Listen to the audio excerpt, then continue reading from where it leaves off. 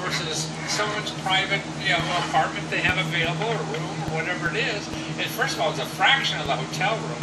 Plus, I get a local person that becomes my friend in that city instead of the concierge at the hotel who's trying to make money by sending me someplace, right? But to me, what's important, I learn how the people in that city live, not how the tourist lives. And that seems to be more enjoyable as traveling in any city, is to learn how the people there live. And that's the experience you're giving, right? Special tours. So what countries are you in now, or cities? So right now we have the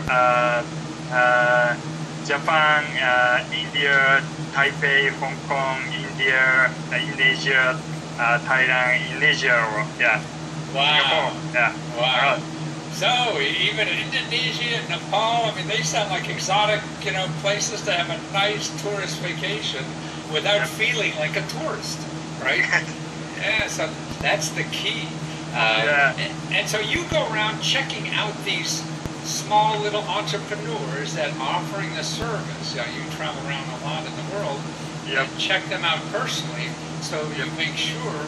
And actually, the transaction is made through you, so it's not somebody that nobody knows or anything. We can always find you. And you're checking out all these people for us, aren't you? Yes. We checking out the screening for you. So that you don't feel worried about the locals. We qualify the locals, so that the qualified local.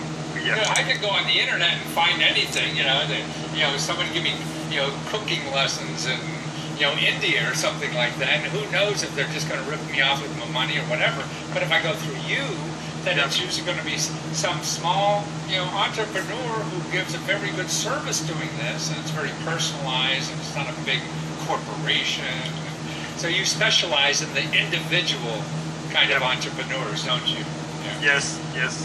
So before they are mostly their jobs coming from the big tour agency, so that's it's a little bit hard to get the customer from them. But we are giving that tour to them to self-promotion.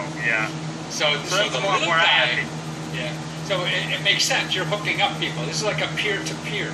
So there's an individual tourist like me, doesn't want to spend a lot of money on stuff, and you have an individual little operator who has a fun little service or something that doesn't want to spend a lot of money advertising to get customers, and you do all the stuff in the middle to get this nice, friendly person in the country to take care of me.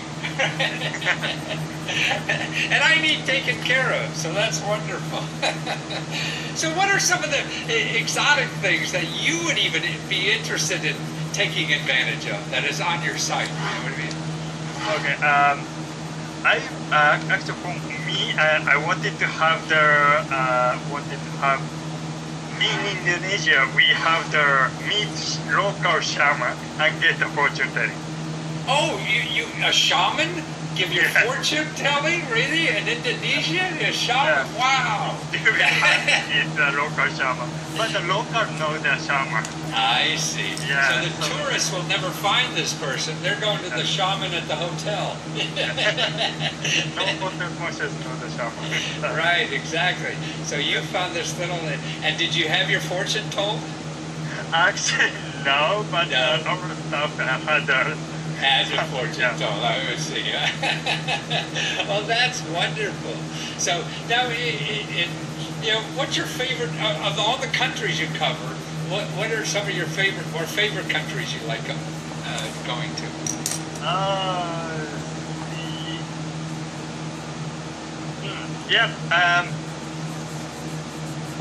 Tokyo. Yes, Tokyo is interesting. Interesting. I haven't go to snowstepper until 30, but when I started this business, I finally first go to the snowstepper. That's interesting. So you're finding stuff in Tokyo even for yourself that you didn't even know about. Wow. Well, that must be. I mean, Tokyo. What is that? The second or third largest city in the world? I forget now. But you're really up there in the number of cities. So there must be so much that even people in Tokyo don't know about. And, Yes. and you're letting them know about all this stuff. It's kind of the we all of us know the small stable, but haven't a chance to go there. Yeah, I no see. chance to. Well, it's like me. Yeah, when people, I live in Washington, D.C., when people come to Washington, oh, I always wanted to do that. So I'll take my friends to do something I really wanted to do. And as opposed to the tourist traps downtown Washington or whatever. So now the service works. I go on your website and I choose the city I want to travel in. And then there'll be maybe 10 programs there or 50 activities or whatever, and I look through the activities, right? And then you say, then I start talking directly with the person providing the service, right? Yep. Yeah. Wow. And so then I pay you, and then it seems like Just for the meeting price. That's it. I see, right. And then I make connection with the other person, and everything's arranged. They take care of me when I get there. You said they pick me up at the airport and everything? Taking the airport, it does depend. But, I see, it depends on the service. Yeah, right, you can't hurt to ask. They're your friend now, so it's okay to ask, right? Oh, that's wonderful. So in a year now, it seems like you went from just Tokyo to like 9-10 cities already. So this is a booming business for you. Yep. Yeah. So people, if I was in one of these cities and I had a little service, I think what tourists would be interested in. So it would behoove me to contact you and let you know about this service, because then if you put it on your site, I get customers, right? Right. Well, that's wonderful. Well, it's a great thing you're doing.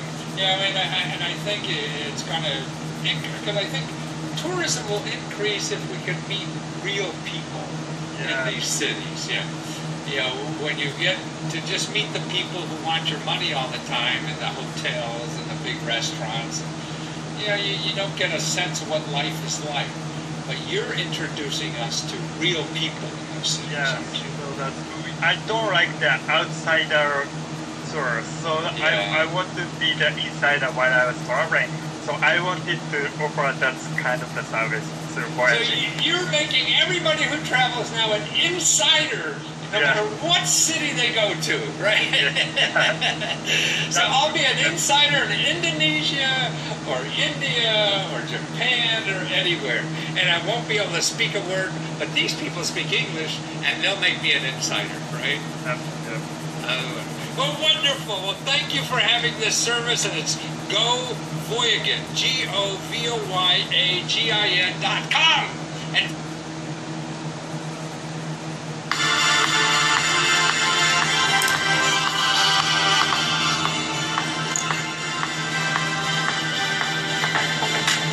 you can only go so far as the ingredients that you have. The Saaz hops and the Stella brings together the earthiness and the floral quality. When you start with the highest quality, you're going to get the best result.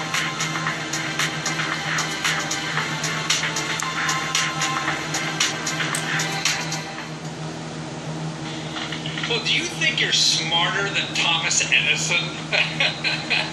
Well, that's what I think most of us think, because most of us don't do anything because they say, oh, that's not going to work. You know, oh, I don't know enough to do that or whatever. But Thomas Edison, there's a famous quote by Thomas Edison, because he failed like 10,000 times before he got the filament right in the light bulb. So we wouldn't be here with all these lights in this room if he didn't fail 10,000 times. You know, that's what life is about. It's about getting out there and fail. Most of us think, well, we're smarter than Thomas Edison because we're not going to fail. You know, that's stupid. You know, in this next interview, watch this guy. He's a terrific inspiration. He's got like 4 or 5 businesses already he's tried, and now he just started his new crowdfunding site. Man, there's 1,000 crowdfunding platforms, as they call them out there now, places where you could go and raise money from the crowds. So he's starting his own right now, even though there's 1,000 already. He just thinks he can do it. He said, you know, with passion, you know, you can do anything. And he's right. You never know. And another thing you'll see when he talks about, what do you got to lose? You know, that's why you'll find out another thing that is really true. Guessing it's true is not the same as finding out it's true. If you find out, like here, it costs him nothing to start his platform, probably a few $100 or something like that to do it. And now he hopes to help thousands of people who are looking for money for anything. You have a business, you have a non-profit, you want to do a film, you want to write a book. You know, this is a platform where you can go on and raise money, from the crowds out there. But you don't know how good you are until you try. Sure, you can get somebody's advice, you get friends' advice, you get loved ones' advice, you get some experts' advice, but that's only one person. I mean, that may be right for them, but you don't know if it's right for somebody else. And there may be somebody else believes in what you're doing and will help you and support you. You only need a few people to think your way, and you're in business. There's 300 million in the country or whatever, so why judge one person's opinion? Whatever. That's right for what the heck they're doing. I mean, we're a community of many different kinds of people, some strange, not so strange, or whatever. There's 1,000, a million different ways to make money and do things, and the only certitude is you know for sure after you try. Guessing ahead of time doesn't get you anywhere. It's still a guess. Yeah? And now that it costs no money to try, that's what's so neat about the internet. All the things that we want to do in life, the barriers, as they call it, to entry. You don't need a lot of business. I mean, a lot of money. You don't need a big, store. You don't need all this kind of equipment or anything to try ideas. You just go on the internet with your idea and see if it works. And he's even doing that with a place that you could go to see if your idea works. So this is where we're becoming a society of the greatest place to go out and fail. So get out there and fail. And watch this. Okay, well, good one, and the website, man, cheapfunding.com. And you're going to be like, the fellow, the little guy who comes into crowdfunding and gets rid of all the big guys, aren't you? Hopefully. But you have a big background in entrepreneurism and everything, and you just started, you just went live a couple weeks ago. So what made you think that you could compete with all these guys out there already? Well, being in the crowdfunding, being big is not kind of undermined, like, any new company can come out, you have a positive roster, you have something that is unique. The people we embrace it, and moreover, being the money platform, have a lot of people that are project that will really love the new company like us to back them up. I see. So I need one of those big websites, your project, get logs inside the That's true. because it can easily be sought out, project or campaign can easily come out on our top page and front page and a lot of stuff, a lot of benefit at the end. Yeah, and I guess you can also get more personal attention to help people. A lot of people don't know how to really use crowdfunding yet. Yes, crowdfunding is kind of new right now, but I tell you what, though, a lot of people are using crowdfunding right now. Not going to the contemporary, like banking, looking for loan, game. So just let the crowd on you and let the crowd have the wall instead of what you use. So, some of these movies that you see today on the big screen, some of them are being funded by crowdfunding. Exactly. So that's what it is.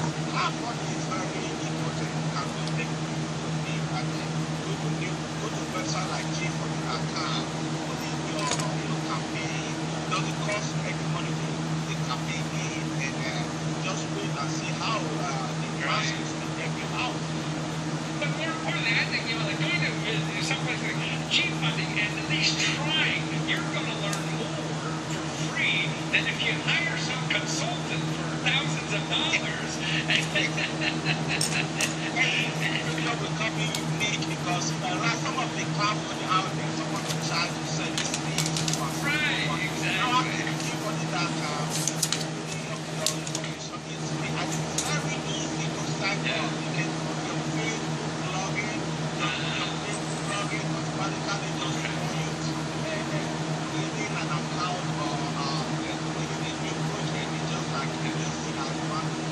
and you don't take any money until